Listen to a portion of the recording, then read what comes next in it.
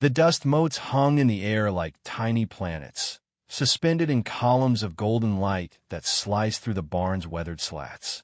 I had been sweeping for the better part of an hour, moving through the familiar rhythm of work that had become second nature over 22 summers on this farm.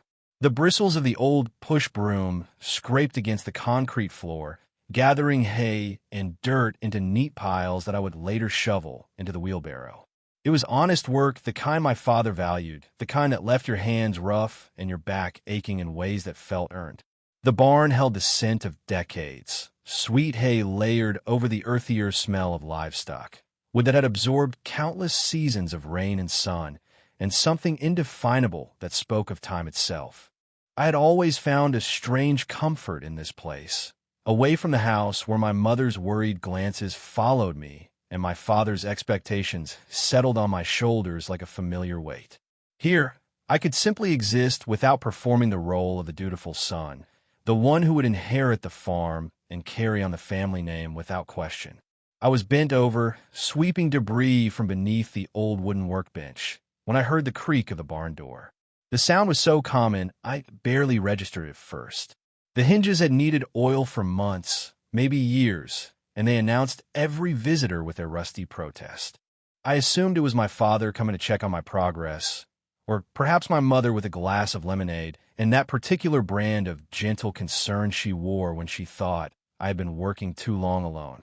But the footsteps that crossed the threshold were different, lighter, more deliberate.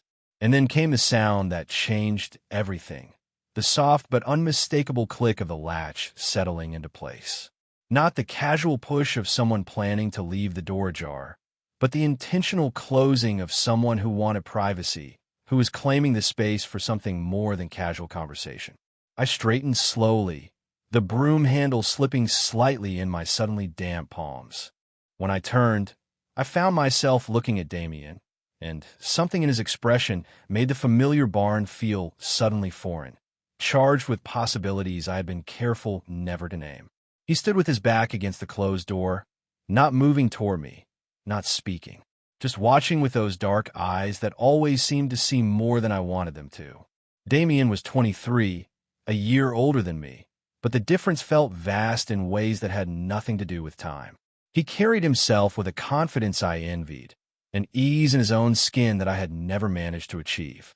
He had been staying with my cousin Jake for the summer, working construction on a development project about 20 miles north, but somehow he had started spending more and more of his free time on our farm.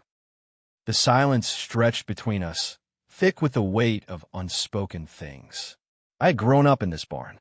I knew its every corner, every shadow, every way the light fell at different times of day. But standing there, watching Damien watch me, I felt like I was seeing it for the first time through his eyes, the way the afternoon sun painted everything in warm amber, how the hay bales created intimate alcoves, how thoroughly we were now hidden from the rest of the world. My chest tightened with something that felt dangerous. I had spent years perfecting the art of not looking too long, not letting my thoughts wander down paths that led nowhere good for a farmer's son in a town where everyone knew everyone else's business. I had trained myself to be satisfied with fleeting moments, the way certain boys smiled, the brief contact of a handshake held too long, the careful distance I maintained to keep my secret safe. But Damien had never made it easy to maintain that distance. From the first day, Jake brought him around, introducing him as his buddy from the city who needed work and a place to crash for the summer. Damien had looked at me like he was solving a puzzle, not with judgment or suspicion, but with a kind of recognition that terrified me more than any condemnation could have. I realized I was gripping the broom so tightly my knuckles had gone white. The practical part of my mind, the part my father had carefully cultivated, told me to break the silence, to ask what Damien needed, to pretend that the click of that latch hadn't sent electricity shooting through my nervous system. But my voice felt trapped somewhere in my throat, caught between the person I had always been and the person I sometimes glimpsed in moments like this. Damien shifted slightly, and the movement seemed to release something in the air around us.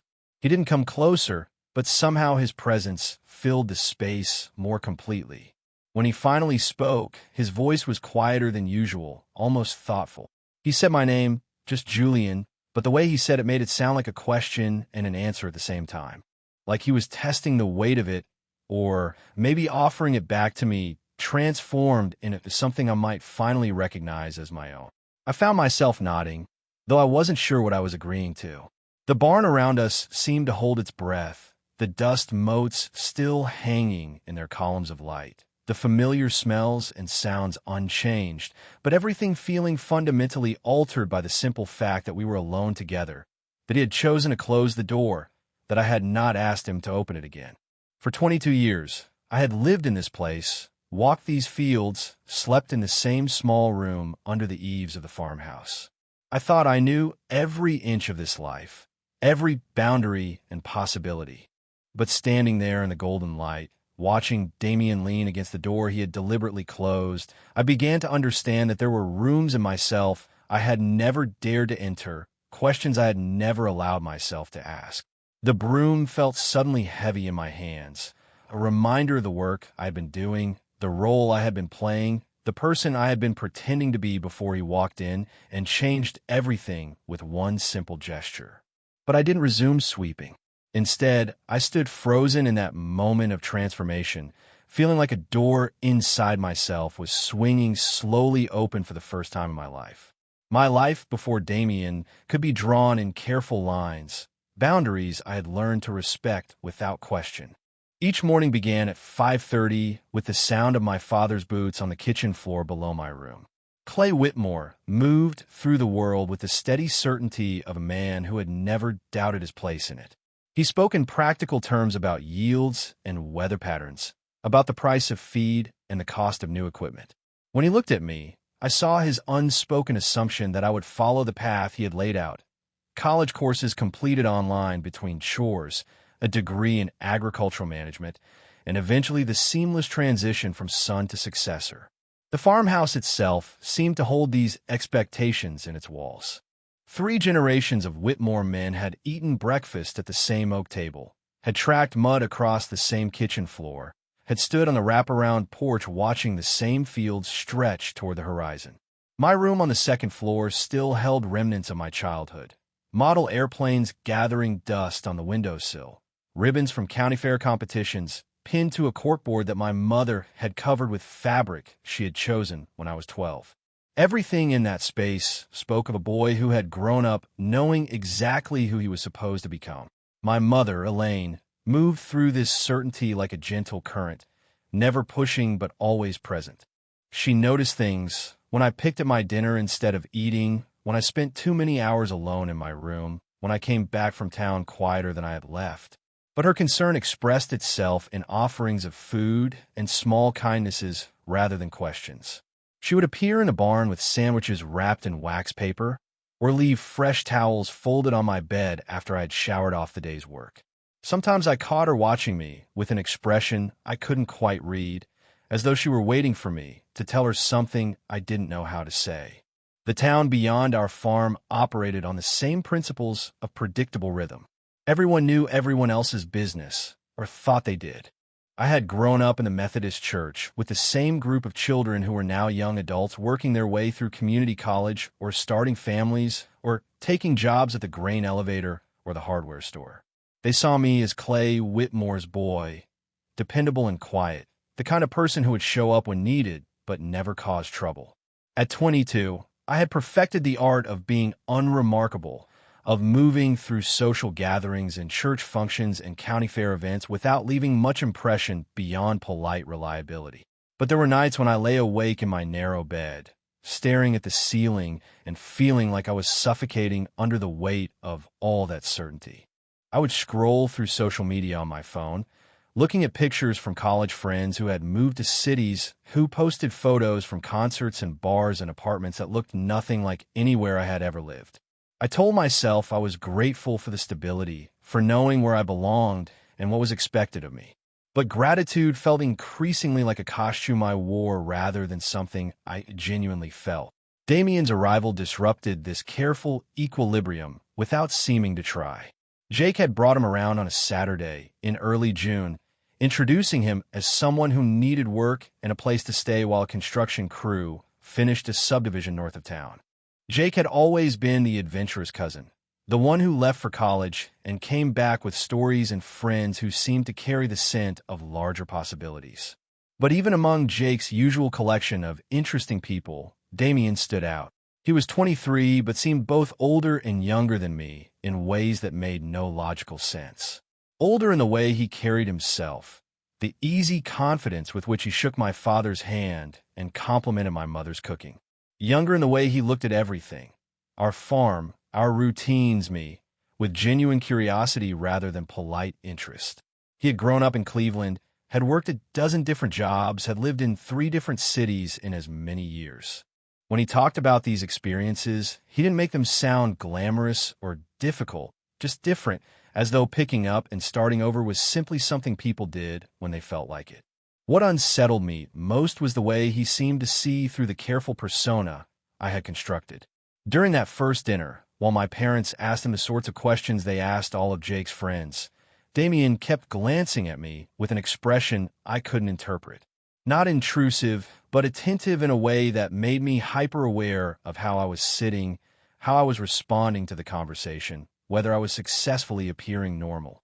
After that first visit, he began showing up more frequently, not for any specific reason, or at least not reasons he articulated clearly. He would appear in the late afternoon, offering to help with whatever work was happening. My father appreciated the extra hands, and my mother enjoyed having someone new to feed. But I began to suspect that Damien's real interest wasn't in our farm or even in Jake's continued friendship. He would find excuses to work alongside me rather than with my father or the hired hands. When I was repairing fence posts, he would appear with wire cutters and work silently beside me for hours. When I was cleaning equipment in the barn, he would settle onto a hay bale and watch, occasionally asking questions that seemed designed less to gather information than to keep me talking. These moments felt different from any interaction I had experienced before, charged with an attention I wasn't sure how to interpret, but found myself craving despite every instinct telling me to be careful. Looking back, I realized that even before the afternoon, when he closed the barn door behind us, Damien had already begun the work of showing me that the life I thought was fixed might actually be full of doors I had never noticed, rooms I had never dared to enter. The question came on a Thursday afternoon when the heat had settled over the farm like a heavy blanket. I was in the barn, as I often was during the hottest part of the day, organizing tools that didn't really need organizing. It was cooler there among the shadows, and I had developed a habit of retreating to that space when the weight of summer and expectation became too much to bear. Damien found me arranging wrenches by size on the pegboard my father had installed years ago. I heard his footsteps, but didn't turn around, focusing instead on the familiar task of creating order from chaos. He leaned against the workbench and watched me work for several minutes before speaking. He asked why I always seemed so far away, even when I was standing right there. Why I never joined the others when they gather at the lake on weekends. Why I declined invitations to drink beer behind the grain elevator. Why I seemed to watch life happening around me instead of participating in it. The wrench I was holding felt suddenly heavy in my palm. I kept my back to him, continuing to arrange tools with more precision than they required. I told him I wasn't much for crowds, that I preferred quiet to chaos, that someone needed to take care of things while others were having fun. The words came easily because I had practiced them, used them countless times to explain my absence from gatherings I had never really wanted to attend anyway. But Damien didn't accept my practiced explanations the way others always had. He pushed himself away from the workbench and moved closer, close enough that I could feel his presence like heat radiating from a summer road. He said he thought there was more to it than that. Said he recognized something in the way I held myself apart, something that looked less like contentment and more like careful self-protection. My hands tightened around the wrench until my knuckles went white. I finally turned to face him, and the expression I found there was gentler than I had expected. Not judgmental or intrusive, but patient in a way that made something in my chest feel dangerously loose. I wanted to deflect, to change the subject to something safer like weather or work, or anything that wouldn't require me to examine the careful walls I had built around myself. But Damien had a way of waiting that made silence feel heavier than honesty. So I found myself telling him that I had never been good at pretending to want things I didn't actually want, That most of the activities that excited my peers left me feeling empty and restless, that I had learned it was easier to simply stay away than to fake enthusiasm I didn't feel. He nodded as though this made perfect sense, as though he had expected exactly that answer. Then he settled onto a hay bale and asked if I'd ever thought about what I did want, since I seemed so clear about what I didn't. The question hung in the air between us like dust motes in afternoon light. I realized I'd spent so much energy avoiding desires I couldn't safely have that I had stopped examining desire altogether. The admission felt dangerous, like stepping onto ice I wasn't sure would hold my weight. After that afternoon, our conversations began to change. Damien started showing up at the barn not just to help with work, but to talk. He would appear in the early evening after the day's labor was finished, when the light was beginning to fade and my parents were settling into their routine of dinner and television. These visits felt different from his earlier ones, more intentional, as though he were claiming this space, and this time as something that belonged to us rather than to the general hospitality of the farm. He would bring stories from his life before our town, accounts of places he had lived and people he had known. He talked about late nights in Cleveland diners where strangers became temporary friends over coffee and cigarettes. He described apartments in neighborhoods where music spilled from open windows and no one cared who you were or where you had come from. He spoke of jobs that lasted just long enough to earn money for the next adventure, of relationships that burned bright and brief without anyone expecting them to last forever. I listened to these stories with a hunger I hadn't known I possessed. They painted pictures of a world where people could reinvent themselves, where the past was something you carried rather than something that defined your future, where desire was something to be explored rather than hidden. Damien's voice in the gathering dusk made these possibilities feel real instead of impossible, as though they existed just beyond the boundaries of the life I had always known. But it wasn't just the stories themselves that changed something inside me. It was the way Damien told them, the assumption beneath his words that I would understand why someone might choose uncertainty over security, adventure over stability. He spoke to me as though I were someone capable of wanting more than the narrow path that had been laid out for me, someone whose dreams might extend beyond the edges of family land. During one of these conversations, as we sat side by side on hay bales watching the last light fade from the western sky, Damien asked what I thought about when I couldn't sleep. The question was casual, but something in his tone suggested the answer mattered more than casual curiosity would warrant.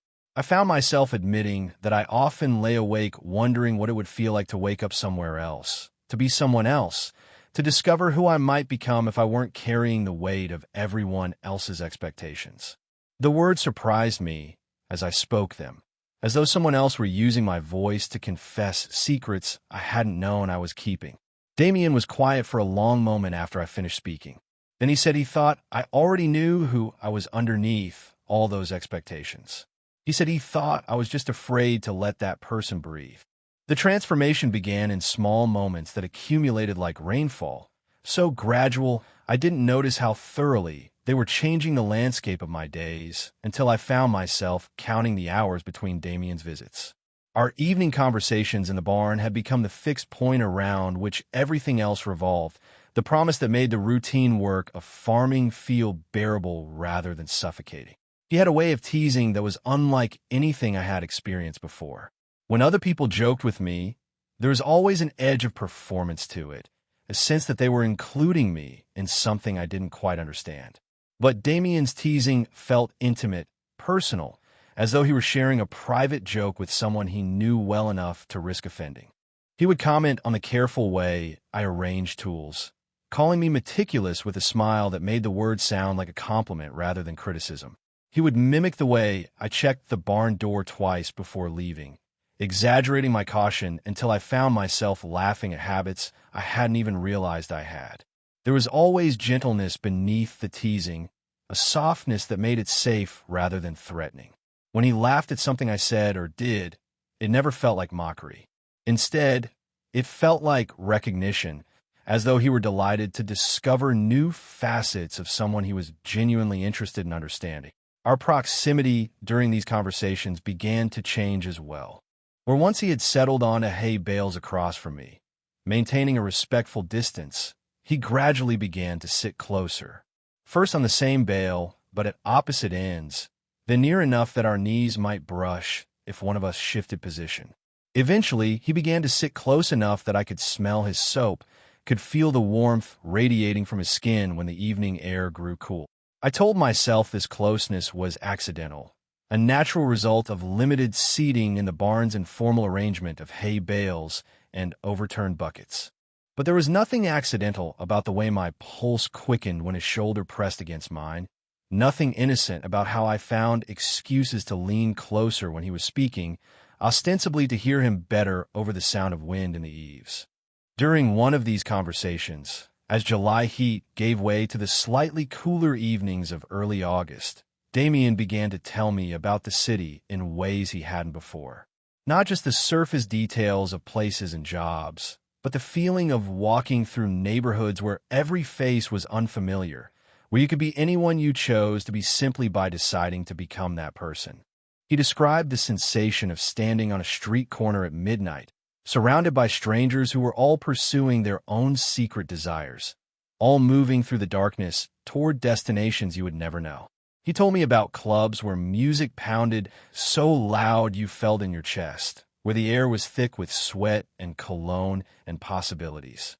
He spoke of brief connections made in those spaces, conversations with people whose names you might not learn, but whose stories would stay with you for years. He described the particular freedom of being unknown, of existing without the weight of anyone else's expectations or assumptions. But it was when he talked about the people he had met, the relationships he had formed and lost, that something in his voice changed. He would grow quieter, more careful with his words, as though he were testing how much truth I could handle. He mentioned nights spent with people who understood what it meant to live outside conventional expectations, friends who had created their own definitions of family and home and love. I found myself hanging on every word of these stories, hungry for details I couldn't quite bring myself to request directly. When he paused in his narratives, I would ask careful questions designed to keep him talking, to learn more about this world that seemed to exist in parallel to everything I had known. I told myself I was simply curious about different ways of living, different approaches to adulthood than the one I had been offered. But underneath that safe explanation was a recognition that felt dangerous to examine too closely. One evening, as we sat closer than we had ever sat before, our shoulders touching and his knee pressed against mine, Damien asked if I had ever thought about leaving. Not just the farm, he clarified, but the whole structure of expectations that seemed to define my life. He asked if I had ever imagined what it would be like to wake up somewhere nobody knew my name, where I could discover who I was without carrying the weight of who I was supposed to be. The question hung between us in the gathering darkness.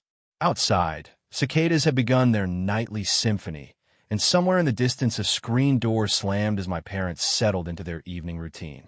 The familiar sounds of home surrounded us, but inside the barn, in the space we had claimed as our own, different possibilities seemed to shimmer in the air. I found myself admitting that I had thought about it, more often than I probably should.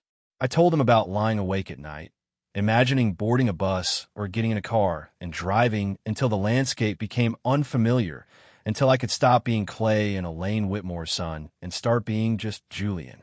But I also admitted that the idea terrified me, that I wouldn't know who I was without the structure of expectations I had spent my whole life learning to navigate.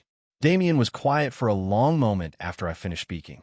When he finally responded, his voice was softer than usual, almost tentative. He said he thought I might be surprised by who I would discover if I gave myself a chance. He said he thought there was more to me than I had ever been allowed to explore, more depth and complexity than anyone in my life had ever bothered to recognize. Then he looked at me with an expression I couldn't interpret, something that felt like recognition mixed with something else I didn't dare name. He said he thought I already knew who I was deep down. He thought I was just afraid to let that person breathe. The storm arrived on a Tuesday evening in mid-August, rolling in from the west with the kind of intensity that made the air electric before the first drops fell. I had been watching the sky darken from the kitchen window while helping my mother with dishes when the wind began to pick up, sending dust devils spinning across the yard and rattling the screens on the porch. My father stood at the back door, studying the approaching clouds with the practiced eye of someone who had spent decades reading weather patterns. He announced that we needed to secure anything that might blow away and check that all the animals were safely inside. The barn roof had been leaking near the north corner for weeks, and he was concerned that a heavy rain might worsen the damage. I was halfway to the barn when the first fat raindrops began to fall, and by the time I reached the door, the sky had opened completely. The rain came down in sheets, driven sideways by wind that howled through the gaps in the siding. I pushed inside, grateful for the shelter, and was surprised to find Damien already there, soaked through and laughing at his own soggy appearance. He had been caught in the storm while walking over from Jake's place, he explained, and had taken refuge in our barn rather than trying to make it back to the house. His hair was plastered to his head, and his t-shirt clung to his body in ways that made me look away quickly, focusing instead on the sound of rain drumming against the roof. The leak my father had worried about was worse than we had expected. Water dripped steadily through a gap where two boards had warped apart, creating a growing puddle near the feed bins. Without discussing it, we both began moving equipment away from the worst of the dripping, working together with the easy coordination we had developed over weeks of shared tasks. But the leak was too high to reach from the ground, and the only way to assess the damage properly was to climb up to the loft where we could examine the problem from the inside. The wooden ladder that led to the upper level was older than I was, worn smooth by decades of use, and it groaned under our weight as we climbed toward the source of the problem. The loft was darker than the main floor of the barn, lit only by the occasional flash of lightning that illuminated the space in stark black and white. We could hear the rain more clearly up there, a constant percussion against the metal roof that made conversation difficult. But we didn't need to talk to work together, moving around each other in the confined space as we tried to locate exactly where the water was getting in. It was while we were both crouched near the damaged section of roof, our flashlight creating a small circle of visibility in the darkness, that Damien straightened too quickly and knocked his head against a low beam. The impact sent him stumbling backward, and I reached out instinctively to steady him, my hands finding his shoulders as he regained his balance. For a moment, we both stood frozen in that position, me holding him steady, him looking at me with an expression I couldn't read in the dim light. We were both breathing hard from the effort of climbing and moving equipment, both still damp from our exposure to the storm.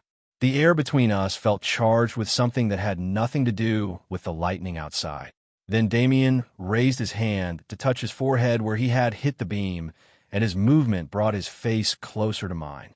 I could see the place where rain had tracked down his cheek, could smell the clean scent of his soap mixed with the earthier smell of wet clothing. When he lowered his hand, his fingers brushed against my cheek, ostensibly to wipe away mud that had somehow gotten there during our scramble to address the leak. But the touch lingered longer than it needed to. His thumb traced a path along my cheekbone with deliberate slowness, and I found myself unable to move away, unable to do anything but stand perfectly still and feel my heart hammering against my ribs. The practical voice in my head, the one that had kept me safe for 22 years, was screaming warnings I couldn't seem to hear over the sound of rain and the rush of blood in my ears. His hand was warm against my skin, and when I finally met his eyes, I saw something there that made the familiar barn feel like foreign territory. Not just kindness or friendship, but recognition of a different sort, acknowledgement of something we had been circling around for weeks without naming directly. The moment stretched between us like a held breath, full of possibility and terror in equal measure. I knew that I could step back, could laugh, and make some comment about the storm or the leak or anything that would return us to safer ground. I knew that he would let me retreat if that was what I chose, would pretend that whatever was happening between us was accidental rather than inevitable. But I didn't step back. Instead, I found myself leaning slightly into his touch, a movement so small it might have been imaginary, but felt like the most significant thing I had ever done. And in that tiny gesture, in the way his eyes widened slightly in response, I felt something fundamental shift inside me, like a lock finally clicking open after years of searching for the right key.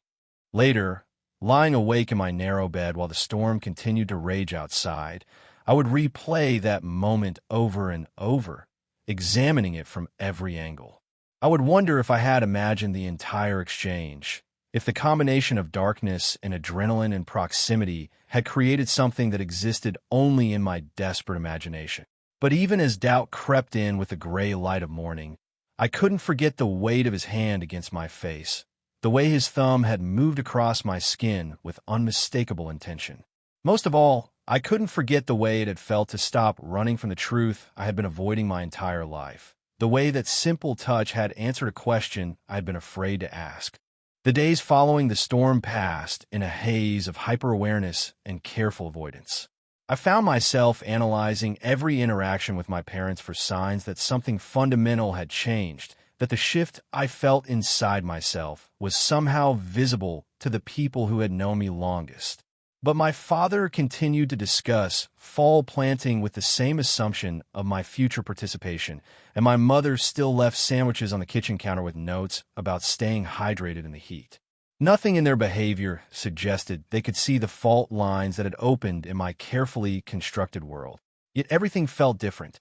The weight of expectations that had once seemed natural now pressed against me like clothes that no longer fit properly.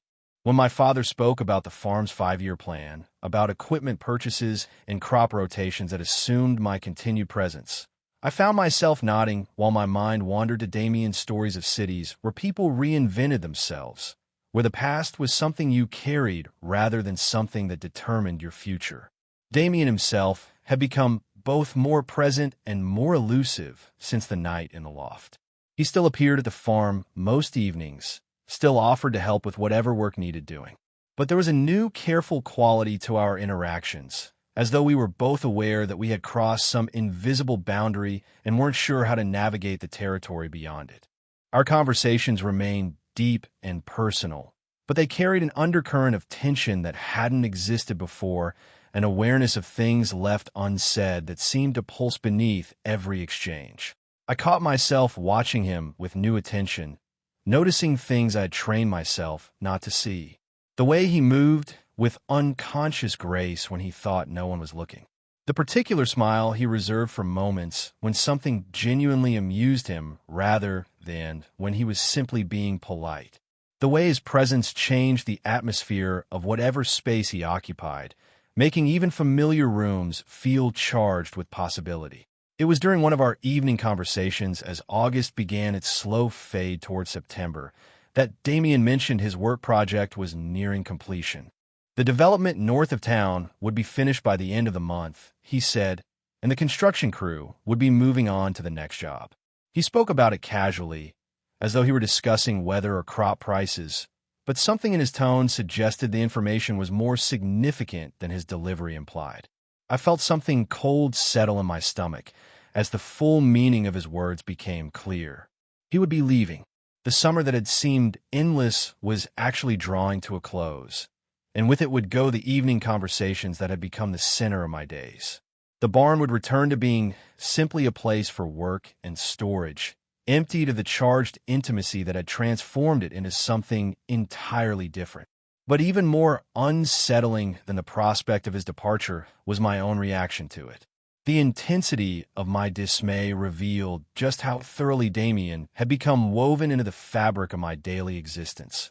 How much I had come to depend on his presence for a sense of possibility I hadn't even realized I was craving.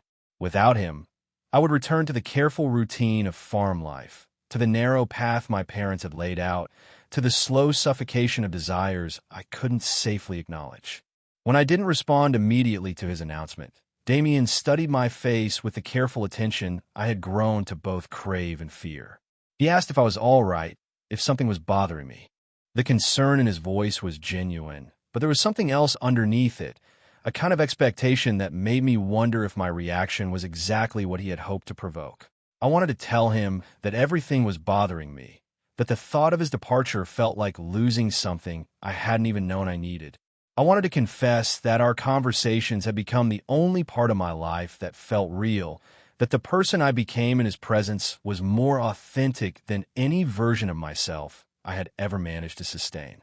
But admitting these things would require acknowledging desires I'd spent my entire life learning to suppress, would mean stepping fully into territory I wasn't sure I was brave enough to explore. So instead I said what was expected, what was safe. I told him I would miss having the extra help around the farm, that my parents had enjoyed getting to know him, that I hoped his next job would work out well. The words fell hollow as I spoke them, a pale reflection of the truth that burned beneath the surface, but they maintained the careful distance that had kept me safe for 22 years. Damien listened to my polite response with an expression that grew increasingly unreadable. When I finished speaking, he was quiet for a long moment, and in that silence I felt the weight of everything I hadn't said, all the honesty I had swallowed in favor of safety. Finally, he asked if that was really all I had to say about his leaving. His voice was gentle but insistent, as though he were offering me one more chance to tell him something true. The question hung in the air between us, heavy with implication and possibility, and I felt myself balanced on the edge of a choice that would determine not just the remainder of our conversation, but the entire trajectory of my life. I could continue hiding behind the careful politeness that had protected me for so long, could let him leave without ever admitting what his presence had meant to me, or I could find the courage to speak the truth that had been building inside me since the first day he closed the barn door behind us, could risk everything for the possibility of becoming the person I glimpsed in his presence. The barn around us held its breath, waiting for my answer, and I realized that this moment would define not just what happened between us, but who I chose to become in the face of the most important decision I had ever confronted. The words came slowly at first, halting and fragile, like water finding its way through a crack in a dam. I told Damien that his leaving would matter more than I knew how to explain, that the thought of returning to life, as it had been before, felt impossible now that I had glimpsed what something else might look like. I admitted that our conversations had become the part of each day I looked forward to most, the only time I felt like the person I was supposed to be rather than the person everyone expected me to become. As I spoke, something inside me began to unravel, years of careful self-control coming undone in the gathering darkness of the barn. I found myself confessing things I had never said aloud, barely even acknowledged to myself. I told him about the loneliness that had shaped my entire adolescence, about feeling like I was watching my own life from a distance, about the growing certainty that there were rooms inside myself I had never been allowed to enter. The words tumbled out faster now, carried by a momentum I couldn't stop even if I had wanted to. I told him about lying awake at night, wondering what was wrong with me, why I couldn't seem to want the things other people wanted, why the future everyone assumed I would embrace felt like a slow death by suffocation. I admitted that I had spent years believing I was broken in some fundamental way, defective in a manner I couldn't name or fix. But then Damien had arrived, I continued, and for the first time in my life someone had looked at me and seen something worth paying attention to. Not the dutiful son or the reliable worker or the quiet young man who never caused trouble, but something more essential, something I had been afraid even existed. In his presence, I had begun to understand that the isolation I had felt wasn't evidence of my inadequacy, but proof that I had been living a life that didn't fit the shape of who I actually was. I paused then, my heart hammering so hard I was certain he could hear it. The barn around us felt charged with the weight of my confession, thick with truths that couldn't be taken back once spoken. Damien hadn't moved during my entire monologue, hadn't interrupted or tried to reassure me. He had simply listened with the kind of complete attention that made every word feel both terrifying and necessary. When I finally gathered the courage to look at him directly, I found an expression on his face that I had never seen before. Not surprise, exactly, but something deeper. Recognition, perhaps, mixed with a tenderness that made my chest feel tight, with possibility and fear in equal measure. He told me then that he had known, had recognized something in me from almost the first day they met. Not because I had been obvious, he was careful to clarify, but because he had learned to see the signs of someone living carefully, someone holding essential parts of themselves in careful hiding. He said he had spent years learning to recognize that particular kind of isolation because he had lived it himself, had understood from experience what it meant to feel fundamentally different in ways you couldn't safely express. His voice was gentle as he explained that everything he had shared about his life in the city, all the stories about freedom and possibility, and people who lived outside conventional expectations, had been an invitation, not a demand or an expectation, but an offering of a different way of being in the world, a suggestion that the life I had been given wasn't the only life available to me. But he had also known, he continued, that the choice had to be mine, that no one could decide for another person when they were ready to step fully into who they were meant to be, when the risk of living authentically finally outweighed the safety of remaining hidden. The conversation that followed felt like the most important of my life. We talked about fear and courage, about the difference between the life you inherit and the life you choose. Damien shared more about his own journey, the years of uncertainty and false starts that had eventually led him to a place where he could live honestly. I told him about the terror of disappointing my parents, about the small town's unforgiving memory, about all the practical reasons why stepping into my truth felt impossible. But as we talked, something fundamental shifted inside me. Not a sudden transformation, but a quiet settling, like puzzle pieces finally finding their proper arrangement. I began to understand that the person I had been hiding wasn't something to be ashamed of, but something to be protected, nurtured, allowed to breathe. When Damien finally left that night, I remained in the barn for a long time afterward, sitting in the darkness and feeling the weight of everything that had changed. The space around me felt different now. No longer just a place of work, but a place where I had finally told the truth about who I was, where I had been seen completely for the first time in my life and found worthy of care rather than judgment. In the days that followed, I returned to the barn often, drawn by the memory of that conversation and what it had revealed. On the workbench, I discovered Damien's lighter, silver and worn smooth by use. Whether he had forgotten it or left it deliberately, I couldn't say, but I found myself picking it up often, holding it like a talisman of possibility.